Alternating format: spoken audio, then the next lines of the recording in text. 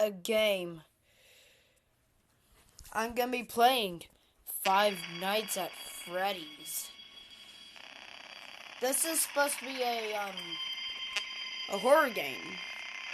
Now, I don't know how it works, but it should be good, so I'm gonna test it out. So, why not get into a night by starting a video? Hello? Hey man, Hello? okay, I have some awesome news for you. First of all, we found some vintage audio training cassettes. Dude, these are like prehistoric. I think they were like training tapes for like other employees or something like that. So I thought we could like have them playing like over the speakers as people walk through the attraction. Dude, that makes us feel legit, man. But I have an even better surprise for you. You're not gonna believe this. We found one. A real one. Gotta go, man.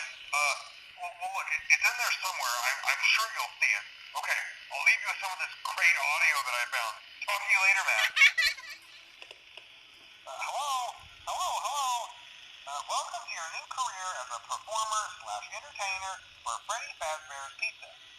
These tapes will provide you with much needed information on how to handle slash climb into slash climb out of mascot costumes.